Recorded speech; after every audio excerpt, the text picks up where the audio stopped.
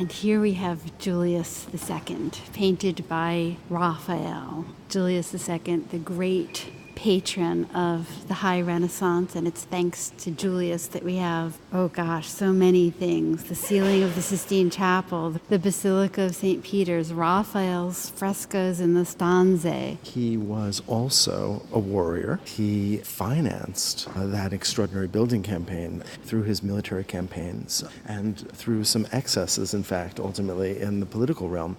It will be Luther that responds against some of the excesses of the church under this pope that will actually spark the Reformation. Yeah, it's hard for us to imagine a pope leading armies, and yet that's certainly what Julius did. But look at the way that he's represented. He is a monarch. He sits on a throne. He wields power that is both spiritual and that is political.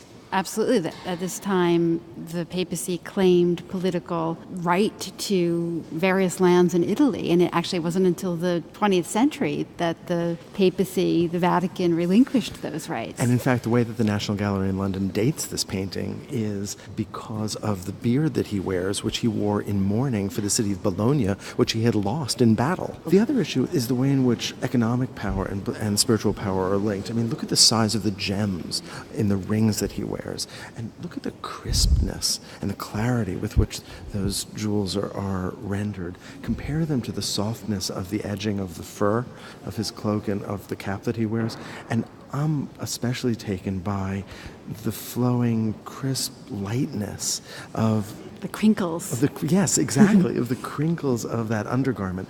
I think what's most striking and what's most, effective about this portrait is the psychology and the humanity of that face. He's shown very thoughtfully. He's not shown as a warrior at all. And he looks down toward the right. His body's turned a little bit off-center, and so he's depicted in a very human way, not as an all-powerful figure, but as a man. He's not idealized. He's older. He's not beautiful. No. And he's clenching his teeth. There's a kind of determination, a kind of inwardness of thought that's being represented here that's incredibly effective. Yeah, and that I think is carried down into his hands, too. That with one hand he's got a handkerchief, so there's a softness there and a kind of thoughtfulness even in the holding of the handkerchief, which we can imagine being put up to the head.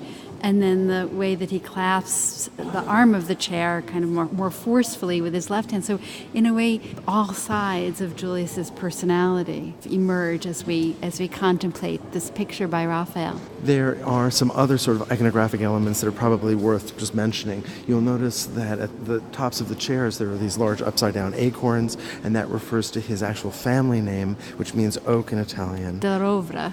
And then there are, that have been painted out by Raphael. In the green background, you can actually see these keys of St. Peter, the papal symbol.